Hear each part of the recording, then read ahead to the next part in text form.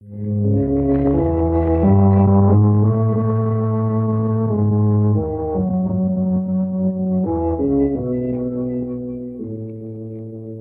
knows what evil lurks in the hearts of men? The Shadow knows.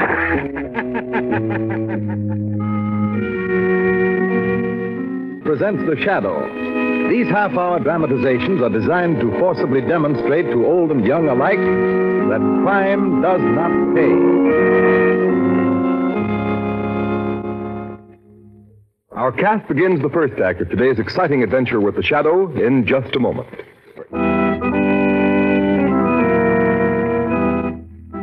The Shadow, mysterious character who aids those in distress and helps the forces of law and order, is in reality Lamont Cranston, wealthy young man about town.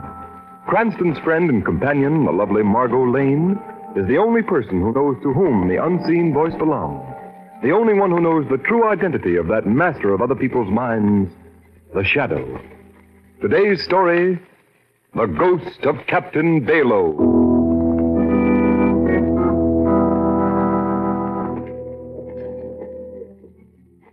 Come along, Cranston. We ought to find the mate of the Northern Queen and one of those waterfront saloons around here.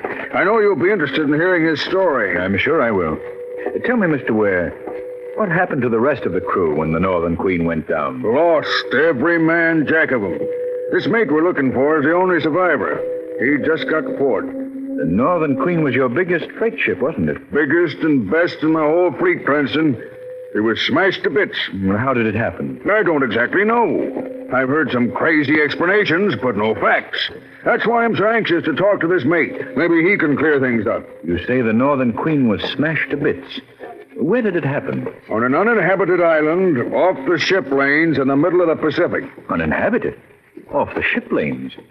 Then what was your freighter doing there? That's just what I've got to find out. There's something strange about this whole business.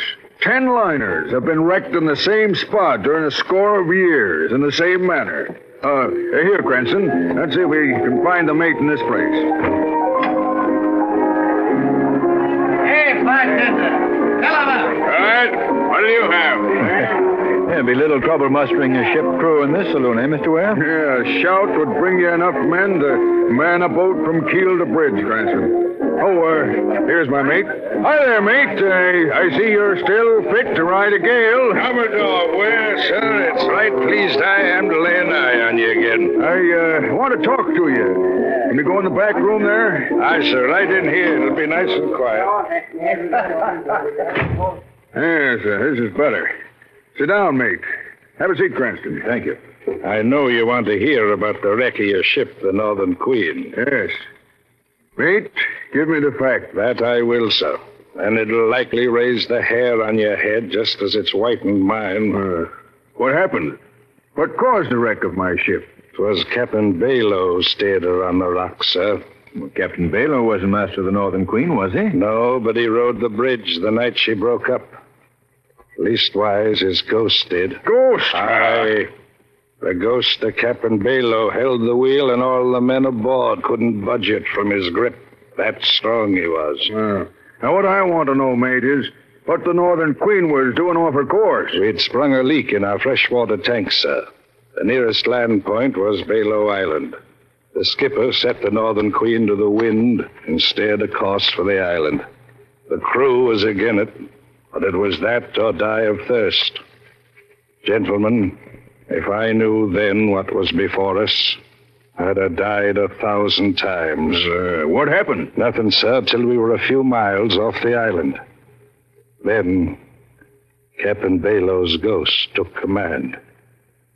I most forgot, Mr. Cranston. I don't suppose you know about Captain Bayloe. No, but I'm very much interested. Well, sir, Captain Bayloe's been dead these 20 years or more.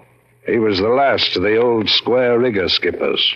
It was the China trade he was in. On his last voyage out of the Orient, he carried 2 precious cargoes, a shipment of silver and his beautiful young wife. Captain Bayloe was quitting the sea to settle in South America. A happy pair they were, sir, none happier. His crew, though, was the motliest collection of sea scum ever to sail afore the mast. Well, sir, they were just off the island that's now called after him. Captain Bayloe was at the wheel, his wife beside him. The sea spray was washing her lovely face, and she was laughing into the wind. The crew was aft, heads together. We're fools if we don't, I tell you. We could do it easy. Captain Bayloe's got the silver locked in his cabin. Oh, we could make him give up the key. He'll never do it. Are we weaklings that we can't make him do it? He's only one man and we're a whole crew. There's enough silver to make us all rich for the rest of our lives. There's a much prettier cargo on the bridge beside him. His woman, eh? Aye, silver comes from the earth. But a pace like that could only come from above. I want silver. Yeah, well, my share goes for the other cargo. We share alike. Avast there. We get the prize first. We argue about it afterward. Come on. Aye. While a happy woman laughed beside a contented man, the crew crept slowly toward the bridge. The laugh was cut short by the sight of the hard-faced men. Captain Bayloe asked them what they wanted for. We want the key to your cabin, Captain Bayloe, and we mean to get it. Give us the key. Save yourself. He ordered the men below, but We came for that silver cargo, and you ain't putting us off. Better give us the key peaceful or we'll take it away from you. the skipper reminded him it was mutiny. We know what it is. You don't have to tell us. Mutiny or not, we're in command here, and you're We've doing... heard enough talk. Out with the key. Captain Bayloe told them they'd get the key over his dead body. All right, then. Over your dead body it'll be, Captain Bayloe. Come on, men. Grab him. Hey, he's choking me. Bash him. Bash him. Through there, you swab. While the men fought like hungry wolves, Captain Bayloe's wife stood frozen in horror. Hand me that belaying pin. There you are. That ought to settle the swab. The blow from the belaying pin stunned the skipper. He fell to the deck. The crew were on him, snapping like a bunch of jackals. All right, lift him up. Up he There's no more trouble. Heave him over the side. Captain Bayloe was half conscious when they threw him over the rail. He revived a bit when his body hit the water. He saw his ship with his wife aboard sailing away. Above the surge of the sea, he heard coming back on the wind the pitiful wail of his lovely wife. Before the waters covered him up, Captain Bayloe, with an oath on his lips, swore eternal vengeance on all men who sailed the sea.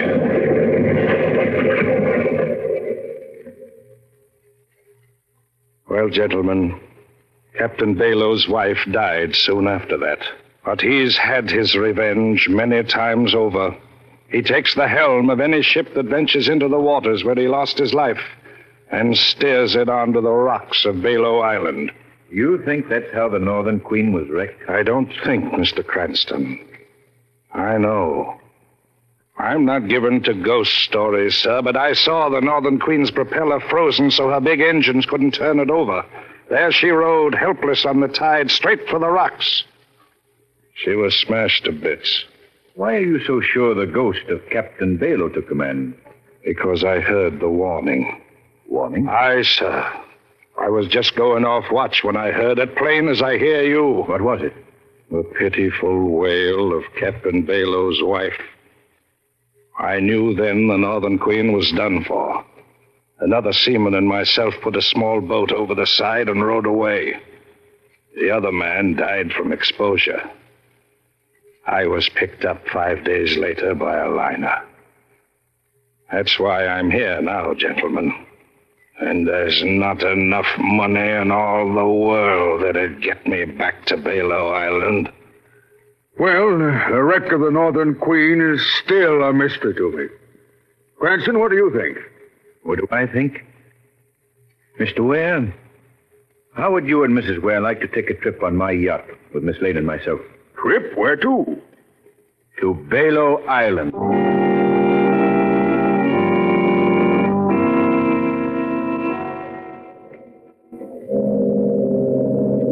By George, it's funny.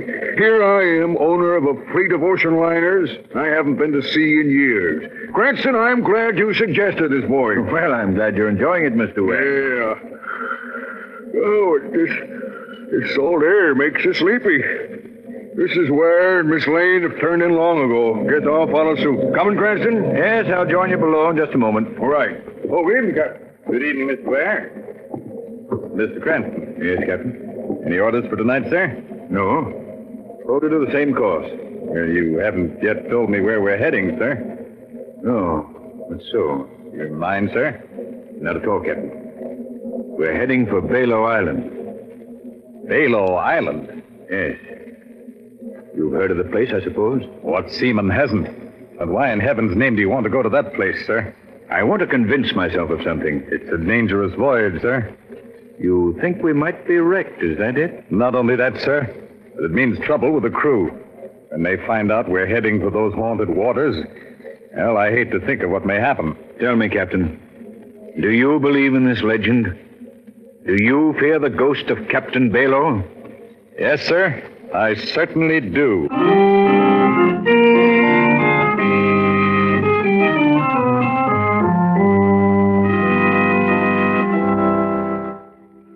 Before the curtain rises on Act 2 of The Ghost of Captain Bayloe,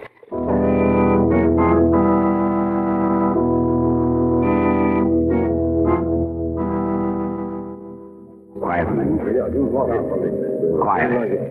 I tell you, I saw the sailing orders. The chief engineer told me it's a fact. We're off from Bayloe Island. Mr. Cranston must be crazy. Well, Mr. Cranston may be crazy enough to come here, but that don't mean we have to stay. What do you mean?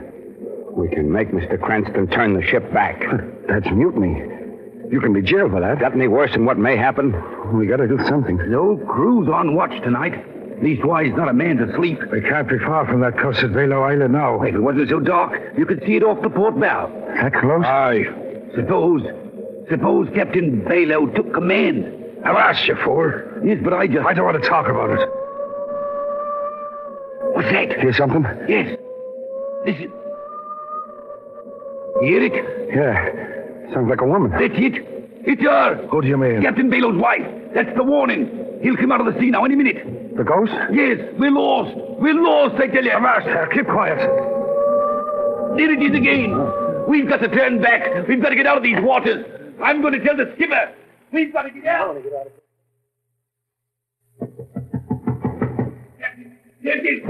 Billy, there, you swab. Open the door, quick, Captain. Here. What's going on here? I heard it, Captain. What are you talking about, man? What did you hear?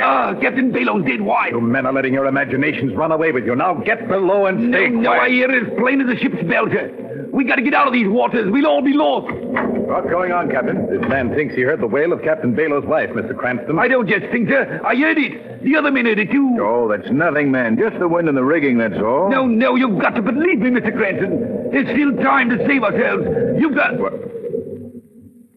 What's that? Our engines have stopped. Call the engine room. Aye, sir. There, you see, sir. Hoy, below, Meadows. Aye, sir. What's happened to the engine? We don't know, sir. They just stopped dead. The motor started smoking all of a sudden. Stand by. I'm coming below. Aye, sir. Strange. The motors have all been shorted. They can't feed the engine. I knew it. It's the ghost. He's taken over. We're lost. The ship's lost. Quiet, man. I'm getting out of here. The ship's haunted. Don't go out there. Come back here. Captain, we've got to stop that man. He's gone mad. Stop that man! Stop him! We're lost. I say, Ahoy there, mate. Turn on the searchlight. We went off the board bow. Bring that light this way. Lamont, what's happened? One of our men leaped over the side, Margot. Leaped over, you say, Cranston? Yes, Mr. Ware. Why? Our engine stalled. Poor fellow became crazed with fear. Oh, this is frightful, Lamont. I only hope we can find him in this heavy sea. Yes, Captain. Have you found him? No, I'm afraid, sir, there's not much of a chance in a sea like this.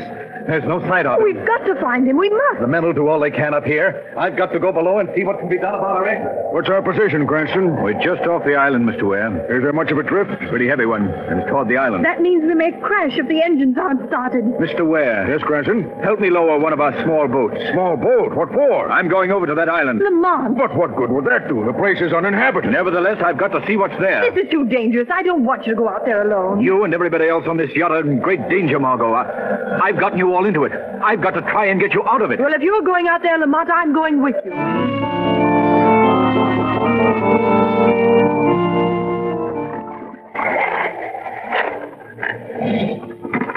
Here we are, Margot.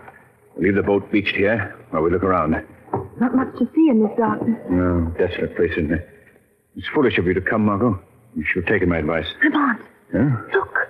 Look over there. Well, what is it, Margot? Something's coming out of that clump of bushes. Oh, it's coming toward us. A man. Lamont, could it be the ghost of Captain Bayloe? Don't be frightened, Margot. I've got my gun. Stand where you are. I'll shoot. What do you want? Do you hear me, men? Keep away, I said. Who are you? I've come from that yacht off there. Then you're not one of Yandy's men. Well, who is Yandy? A devil. A monster. Do you live on this island? I die on this island. We understood it's uninhabited. Oh, there are people here, but not above the ground. What do you mean? They're buried in dark, damp dungeons. Yet they live. Who are these people? Survivors of ships wrecked on the rocks here. Anybody that ever sets foot on this island is never allowed to leave again. Go away. Go away before it's too late. I want to know about those prisoners. Their lives are spent in darkness. All day they work in the mines. Mines? At night they're locked in dungeons. Always darkness. Never fresh air. Never light. Are you a captive here? I, captive and slave. I was the skipper of the Nellie Moss. She was wrecked here some 15 years ago. I've been here ever since. But you're not confined to a dungeon. I've found the secret exit. I steal out at night to watch the sea and hope. Lamont, something will have to be done for these unfortunate people. There's nothing you can do. Go away. Go away. Can you take me to the dungeons? I can, but I don't think I should. Please. I think I can help. No one can best Yandy. Perhaps I can. All right, then. Come along and see how dead men live.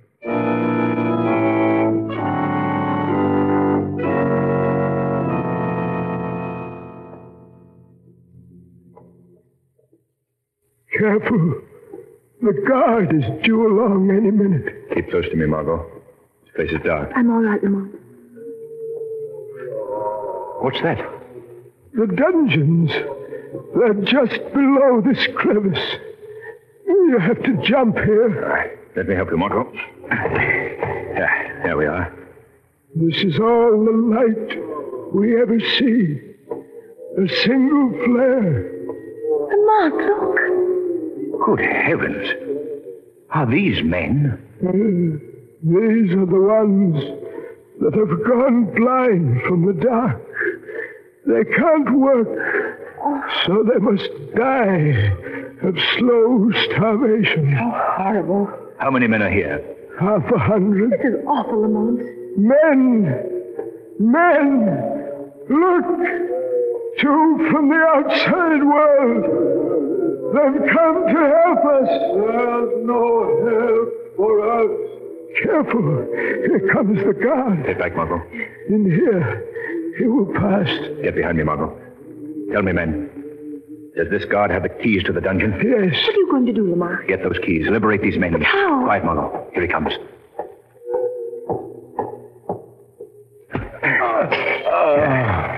There. That's done it. Now the keys.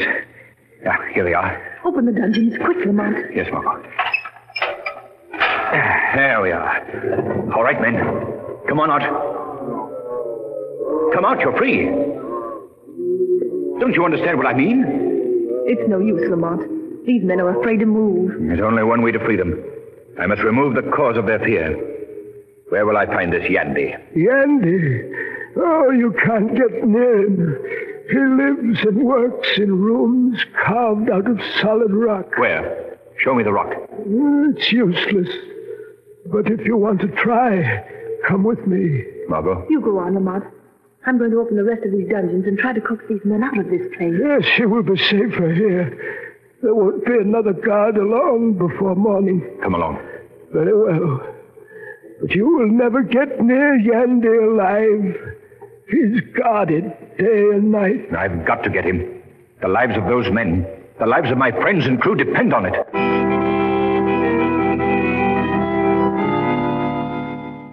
Can you make her out yet, Mr. Yandy? Yes. Yes, she's a yacht. A rich man's plaything. It'll soon be his coffin. They got the engines going again, sir. Very well. Turn on the black beam. Short the motors. Yes, sir.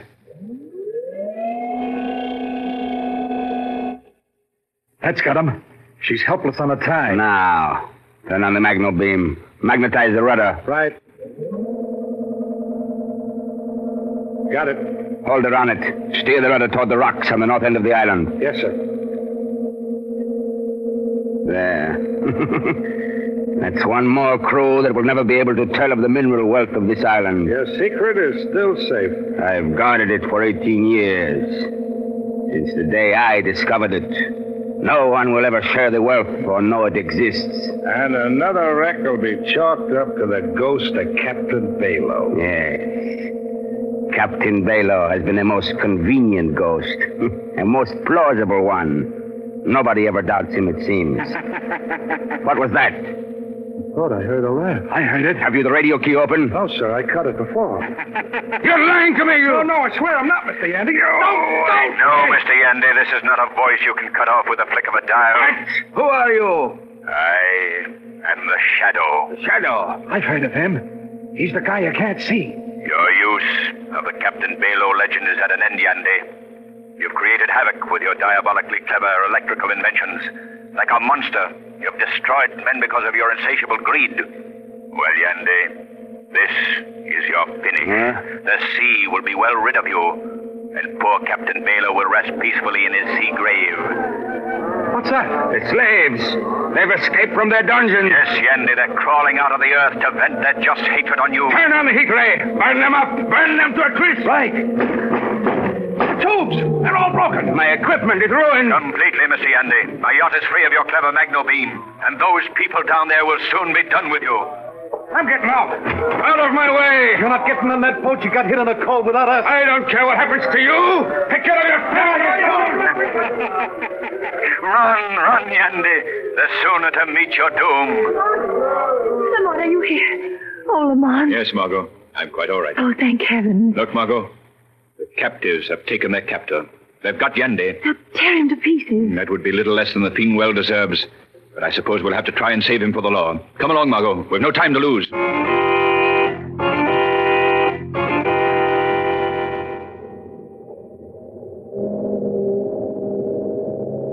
Well, we've got all those men you saved from the dungeons berthed below deck, Mr. Cranston. The poor devils don't know how to thank you. Take good care of them, Captain. Aye, aye, ma'am.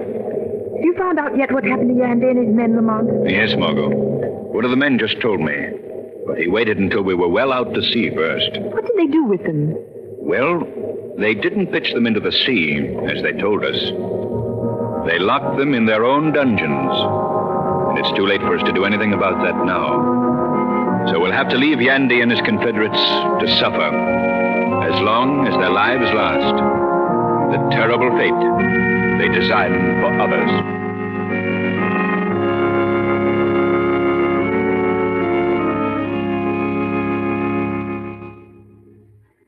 Today's program is based on a story copyrighted by the Shadow magazine. All the characters and all the places named are fictitious. Any similarity to persons living or dead is purely coincidental. The Shadow magazine is now on sale at your local newsstand.